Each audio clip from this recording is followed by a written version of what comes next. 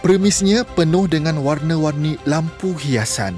Begitu juga kehidupan pemiliknya, Lily Suryani Manan, dihiasi pelbagai penceritaan. Ibu kepada 5 orang cahaya mata ini tidak menyangka nasibnya berubah sekelip mata. 18 tahun lalu, dia hanyalah seorang suri rumah.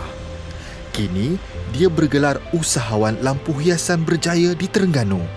Dengan segalanya bermula daripada galakan suaminya.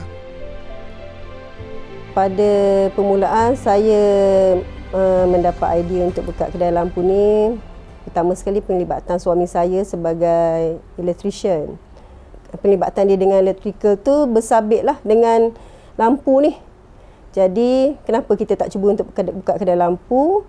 Sebab di Terengganu ni memang masa tu 2004 memang tak ada kedai lampu yang Melayu usahakan. Jadi kami adalah kedai lampu yang pertama yang dibukalah di Terengganu sejak 2004 sehingga sekarang lah, selama 18 tahun lah pengalaman kami dalam bidang ni. Biasanya perniagaan yang dijalankan ini rata-ratanya dimonopoli oleh kaum Cina. Namun, Lily dan suaminya mula mendapat kepercayaan ramai sejak tahun 2006 apabila diberi tawaran memasang lampu chandelier di masjid-masjid sekitar Terengganu.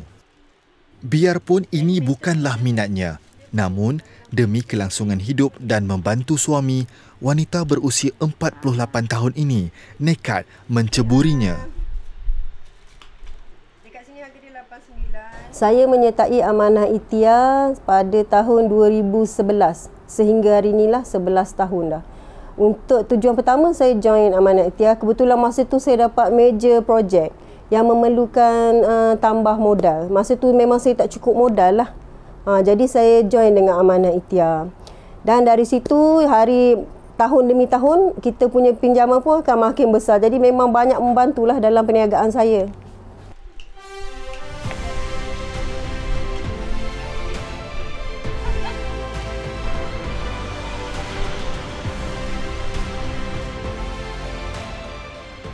Kisah hidup Nurul Aini Mansur juga semeriah gugusan kunci yang dijual di kedainya, Mr. Locksmith.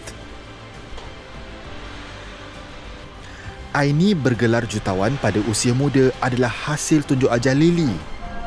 Walaupun perniagaannya berusia 6 tahun, ibu kepada 3 orang anak ini telah mempunyai 3 kedai kunci di sekitar Bandar Kuala Terengganu.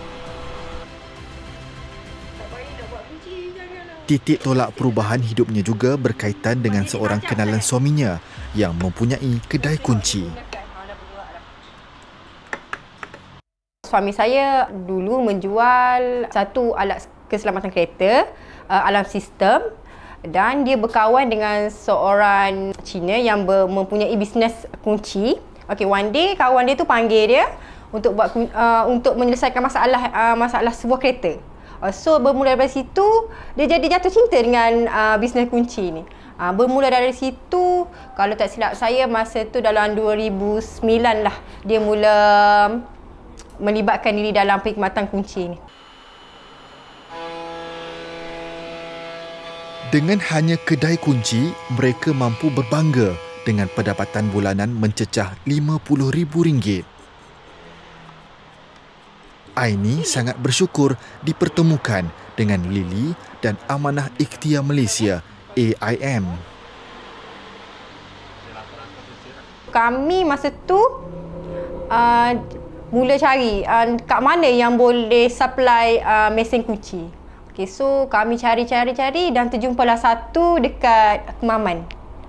So kami pergi directly ke kedai tersebut di Kemaman. So mula situ nak macam dah apabila nak beli mesin tu perlukan modal kan, dan nak modal pula masa tu nak cash nak beli mesin tu. So daripada situlah saya ada masa tu, sebab amanah ni melalui sahabat ke sahabat, cari sahabat cari siapa yang nak minyak, siapa yang berminat.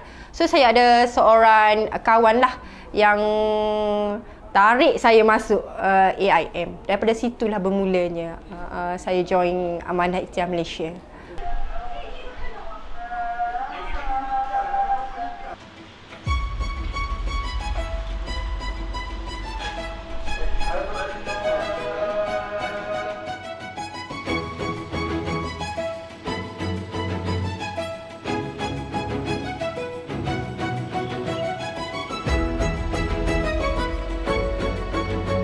Manakala, kepelbagaian peralatan sukan di kedai Nur Najwa Jamaluddin yang terletak di Muazzam Shah, Pahang pula mencerminkan betapa banyak cabaran yang perlu dilalui dia dan suami untuk mencapai kesenangan pada hari ini.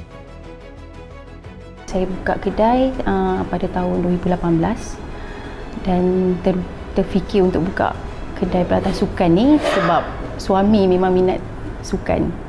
Anak-anak pun sama, jadi saya pun memang terikutlah juga dengan minat dia. Tu yang tergerak memang nak buka kedai sukan ni.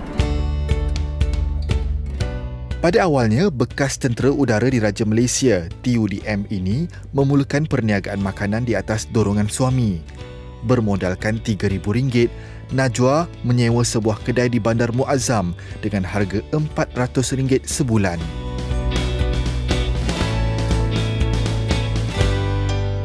Perniagaan yang diusahakan mendapat sambutan menggalakkan, tetapi terjejas apabila virus COVID-19 melanda negara.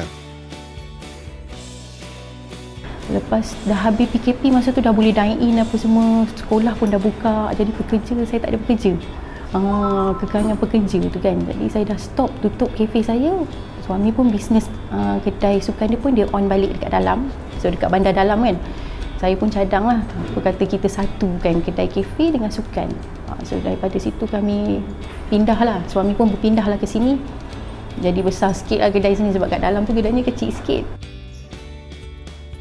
Najwa juga mendapat bantuan AIM untuk mengembangkan perniagaannya. Dari peralatan sukan yang biasa, kini dia dan suami mampu menjual barangan sukan berkualiti tinggi. Kami start pinjam AIM tahun 2019. Masa tu suami saya pun bisnes dalam tak sampai setahun lah. Dapat tahu AIM ni pun daripada sahabat suami lah. Lepas tu dia beritahu saya, masa tu saya servis lagi, kerja lagi. So saya memang saya tak tahu pasal AIM ni. Saya pun disuruh pergi mesyuarat pun saya pergi je kan. Pergi je tak apalah sebab masa tu pun saya pun dalam proses dah nak habis servis kan. Okeylah kita join, dah selama dan dah 3 tahun lebih lah saya join AIM.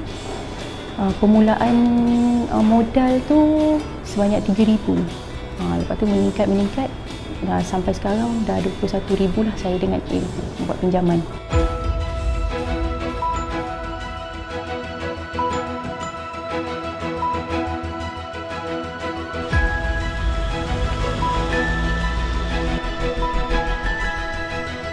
Bertempat di daerah sama, sebuah bilik mesyuarat di premis AIM berubah wajah menjadi pusat tuition percuma bagi anak-anak ahli sahabat.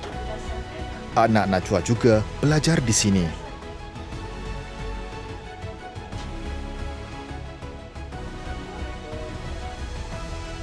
Yang terlibat dengan pengurusan pusat tuition ini adalah Roslan Pahkon. Dia adalah pengarah bahagian latihan, penyelidikan dan inovasi AIM. Idea tuition percuma ini mula dicetuskan oleh Tuan Pengarah USAN Encik Muhammad Syamil Abdul Aziz semasa beliau berucap pada Majlis Makan Malam Lembaga Perwakilan Sahabat dan Quick National di Pulau Pinang pada 12 Jun pada masa itu untuk AIM melaksanakan program tuition percuma kepada anak-anak sahabat usahawan di seluruh negara. Dia mengumumkan untuk kita laksanakan pada tahun ini juga. So kita mulakan pada Julai yang lepas 2022 bermula tuition sehinggalah kepada hari ini.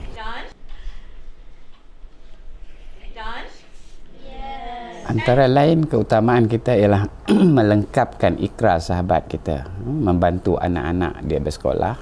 Sebab sekarang ni kita dah bersama dengan sahabat-sahabat dalam bidang ekonomi, tetapi kita juga dari segi sosial membantu anak-anak saya meningkatkan taraf pendidikan mereka.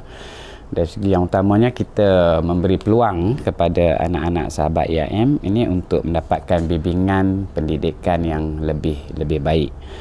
Yang kedua, kita nak dia sebagai satu inisiatif untuk sahabat-sahabat kita meningkatkan taraf pendidikan anak-anak mereka untuk masa yang akan datang.